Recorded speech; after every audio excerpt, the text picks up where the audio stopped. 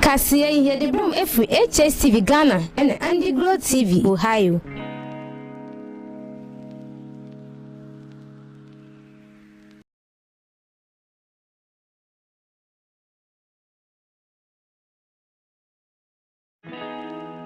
Kasia here the brom every HSTV Ghana and Andy Grow TV Ohio.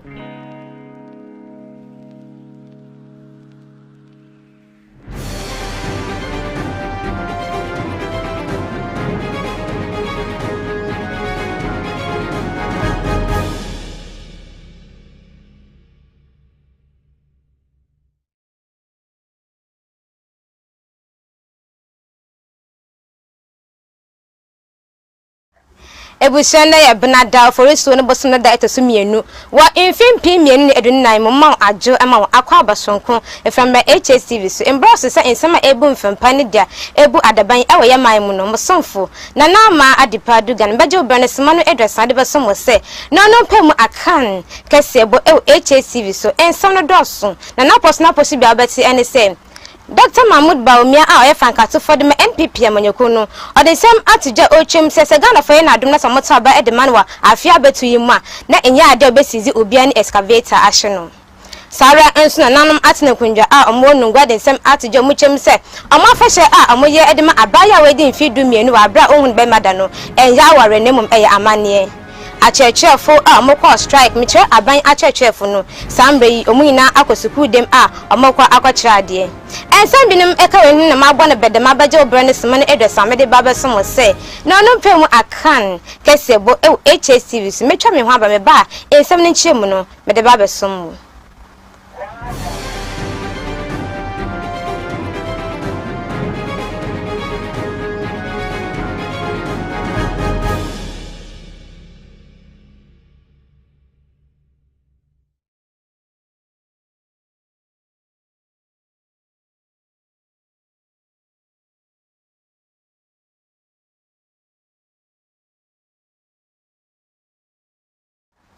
Amadi shemede wasesa woje bre no etwe metimi etwa me ho aba mesha ensam no aside na Dr. Mahmoud Baumia a oye frankato fom ede me NPP amanyako no ode ensam atije ochim se Ghana for ye na dom wo infimpi mienu ni eduna abato no Ghana for ta bed man na sa oba galamse for ne ade obaji obia ni excavator ahye no na ochemu se emom ode nsakraye bebem oba bie kwan oba ye hihye bia beboa ama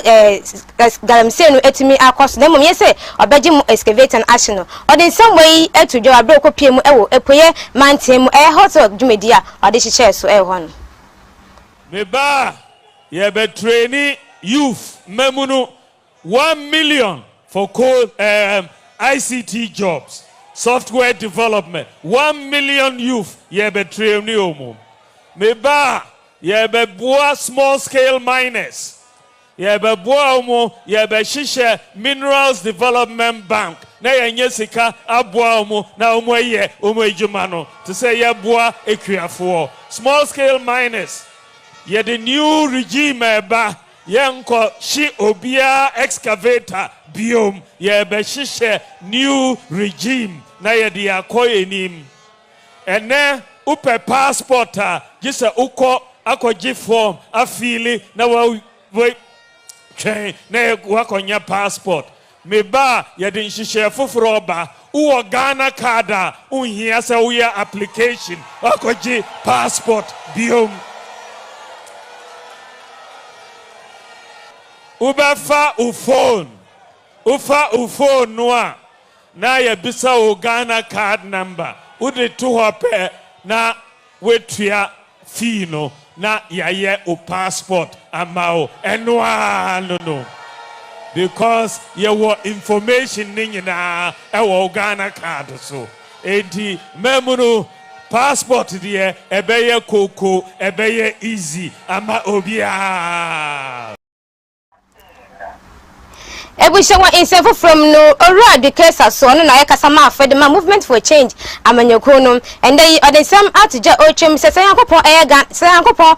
alanchamantin adom na se Ghana for to by the manager na oman ne ono nkwa na obebu ade obefa embebu no 60 ediko 65% na ono mu ebu man no afentu de obaji embebu no adwentwe aka ne de ho na ode ebu man no ode sam wo ina atija abra okopiem University of Cape Coast embebu njimedia na omudi ase.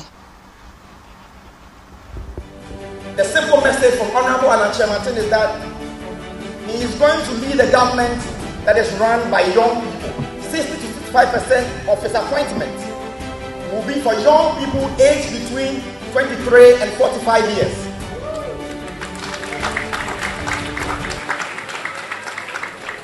We are in a nation where the young people are the majority. It is important that as the majority stakeholders, our interest becomes the driving force for policy processes. We watch our own father, John Mahama, and assess his performance in 6 years as president and ask ourselves, do we want to go back to that world where our nation was at the abyss of chaos? Then you will listen to our own father, the Vice President, Alhaji Bawumia. Then you assess him based on his promises that he has made. What we should look forward to is who has a track record, who has integrity, who has character to lead us as young people. Who can we learn from? Who has exemplified himself in leadership? Ladies and gentlemen, only one person comes to mind among the presidential candidates in this year's election. His name is Alan John Kwetu Chairman. Ebusha metaka sabona aso dianam demo kwepem ewo epoya mantemum na energisem ene se Dr. Mahmoud Bawumia a yefankato fom edeme NPP amanyakunu wetimi akwekwesi police station kese ediama asankraka ewo Kowu South Mensi nemu na wei inenam so Dr. Akofo Dampare a oye penipod apolice fano no odensem etija ochem se adehye a mmoko no omontimi embo se da be matimi aboban ewo Kowu Mensi nemu. Myself and my colleagues within the police service, from the last constable to the highest officer, want to give him, and also to Mr. President and to the people of Ghana, is that as long as there is Ghana, we, the police service, will continue to put our lives on the line to ensure that our country, which is our beloved country, continue to enjoy peace and continue to be at peace with itself. We've had the same type of police station for a very long time, but we need to modernize our police stations. Ghana is safe and secure. As Vice President and Chairman of the Police Council, I have not taken the peace and security of the country for granted. The Police Council, with the unflinching support of His Excellency the President Nana Addo Dankwa Akufo-Addo, have spearheaded the massive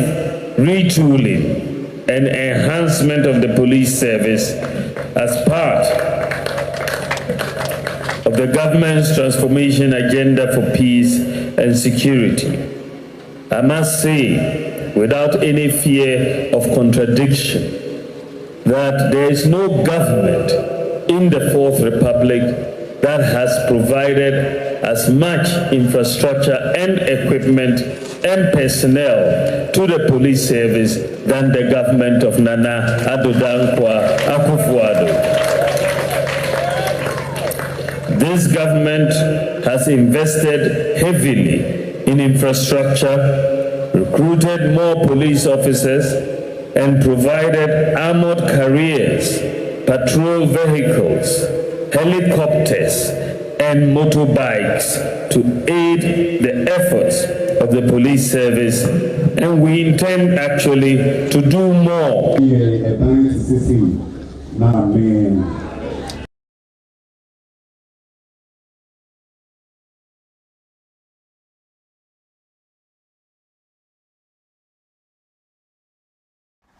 Ebusha wa insefo from no Major General Ora Imado Kwete Odensam Atija Ochem say de beya Ghana ye boda no entumi embo amahofo dem ntinom omoya bibi e de atintem se de beya ebetumi aboban ma asomdwe aba oman mu.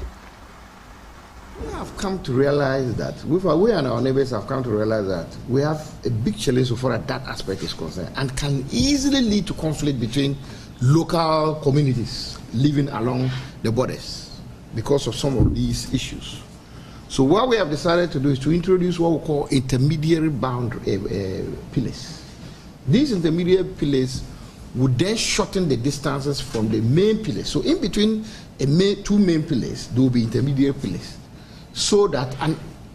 in line with that, we're also doing this, constructing these intermediate pillars alongside sensitization of the community, so that they will know that we are coming out of new boundary pillars, main pillars, and intermediate pillars, so that when you have a doubt, you can easily have a reference point by which you can use to determine where the boundary line is, so it doesn't create problems. Are you following what I'm saying? Because we have so many issues where just slight misunderstanding between the boundary line, community farms, people start some few skirmishes around. But in order to prevent it, that is what we're doing. Additionally, various communities or districts along the boundary lines have what we call border security committees, and they complement our efforts in those areas to help resolve those issues. And it promotes peace and security. So they hold regular meetings with their counterparts at the other side. We also hold meetings at the national level for our counterparts, so that when there are issues, they are flushed out and we discuss it and resolve it immediately.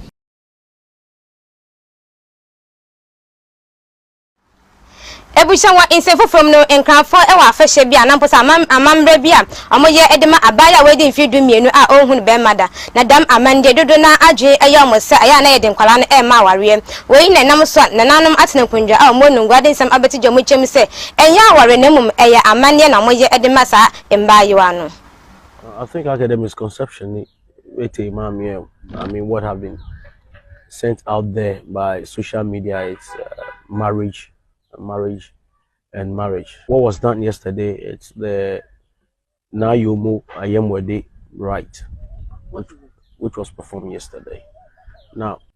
it's one of the critical rules, or one of the roles that being played surely by a virgin. And she performs rites which ushers in the celebration of Omo for not the Nungwa people, but the entire Gadangbe state.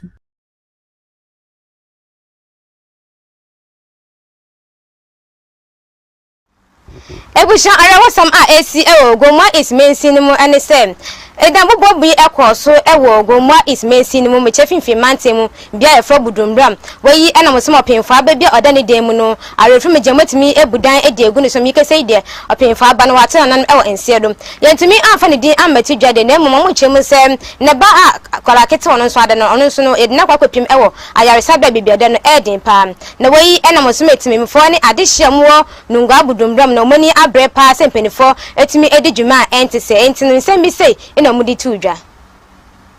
mo ma yantwe ni pa sa mo pese mo ma yahuni pa no mnawu ana mo atam na modi na afa chiro akwa are enti na ya ade aba no bibini amo ma ya wesu ana wanu ma duro enti wa akoda se dan ni no mo abu afa ho ana mo aje dan no nko a enti wo no onim se e be se bebu se dan no ase ne ekosu na omo ya wesu omo ayi omo ani se omo ni mo hwe yeah jobless na o street ni so mwasi ama ya homeless ade mwasi na me de kaka me pese me ka no mini anso so so ka bibi wasi mu na ewo pa e wani brim ni ba kete ni ba kete ni say ni pa ndi o ma ye ni ba hospital o ba say be hu ni pa no krabo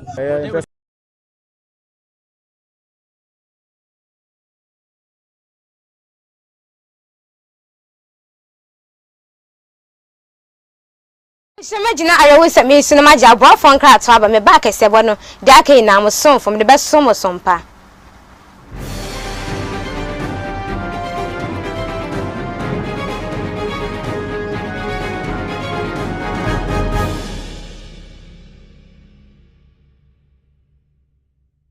Would you like to own a home, start a business, provide seed money, or a good education for your children? The Prue Wealth Plan answers all of life's questions. This is Ekwa 9. She wants to be an engineer in future. Her parents, Mr. and Mrs. Hammond, plan to give her the best education but don't want to be unnecessarily burdened when she's ready for university in 10 years. Do you know how much it will cost Ekwa to go to a local private university or university abroad in the next 10 years? Ekwa's parents have signed up to a Prue Wealth Plan. They pay affordable monthly premiums that ensures they are able to fund Ekwa's university fees and living expenses. When she's ready for university, Prudential will pay the maturity benefit and her parents can enjoy free insurance cover for an additional 5 years. In the unfortunate event that her parents pass away, Prudential will pay over 200% of the sum assured, which is 100% immediately, 10% annually to keep Ekwa in her current school, and 100% at maturity for her chosen university. This means that Prudential Life has guaranteed Ekwa's education regardless of life's uncertainties. The Prue Wealth Plan also covers a spouse or partner up to the same sum assured. With over 26 million customers, 24,000 employees globally, and over 170 years experience, you and your family can have peace of mind knowing that you are in safe hands. Whatever your financial goals are, the Prue Wealth Plan has the answers to life's questions. Call us today and let Prudential secure your future.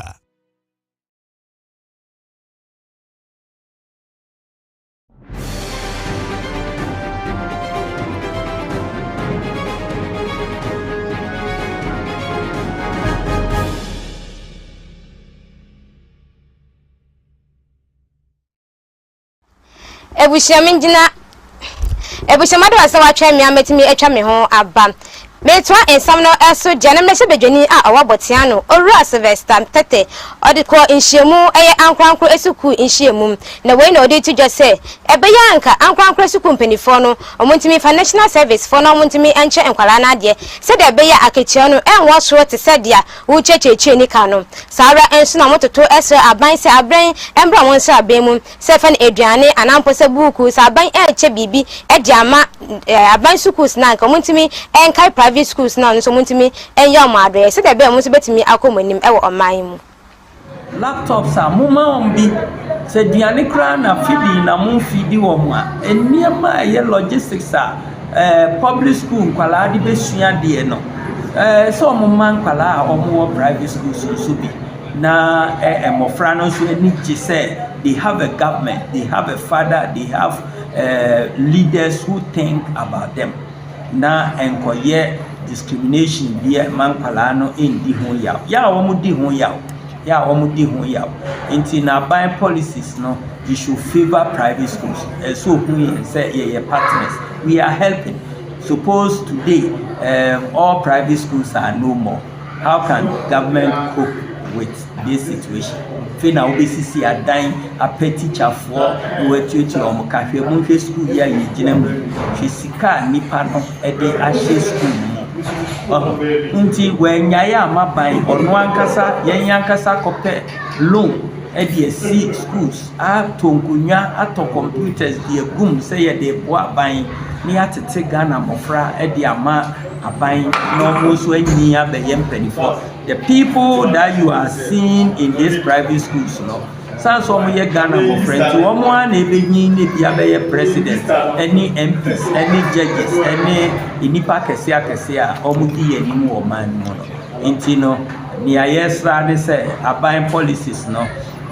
oma in favor private schools, oma in good private schools. This is say wo sha obi hu say kwala ni bi o ha parent ni bi o ha yetete kwala no adu form 1 na form 2 pra wo nru form 3 na wo fo na yi do private public school na o ma ko cheche skabi na ya ji wo mo ho no ma ko chron BEC meanwhile na kwala ni nru ho ni nyina e good private schools yes enye fine. Government should give equal playing field for all Ghanaian children to perform. BEC ni ade nye kota sembia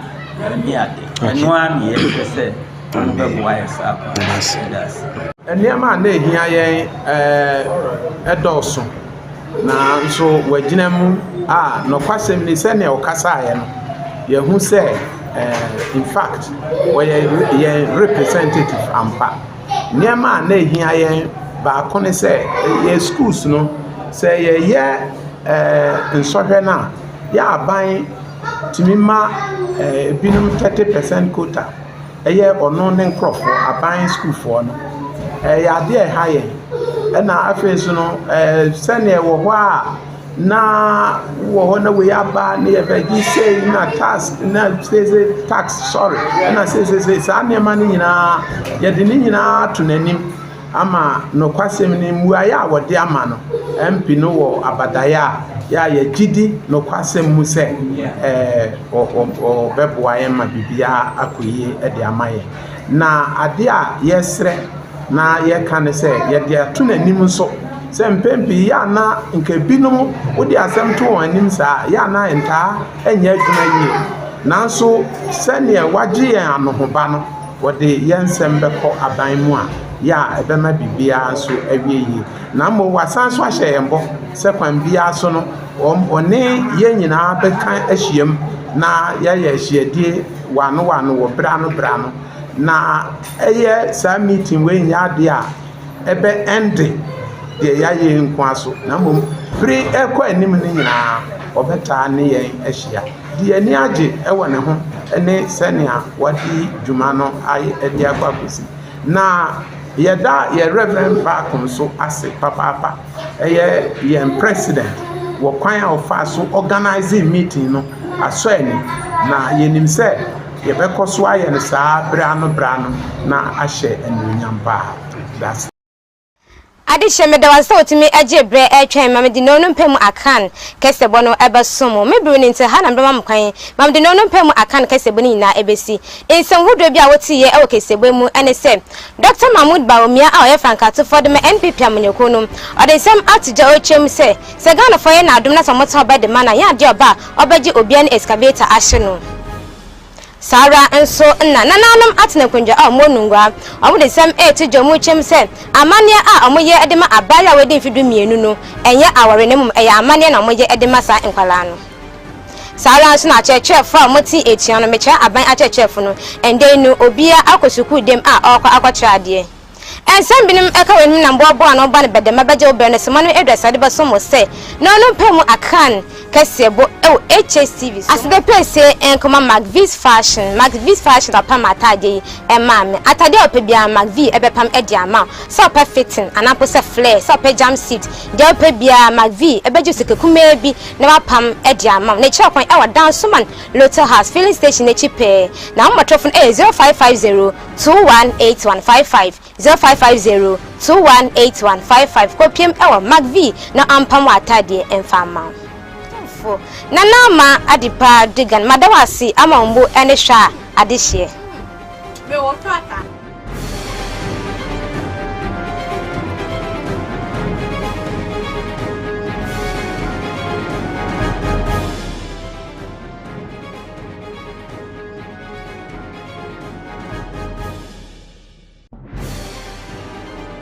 Kasiye yedebum efi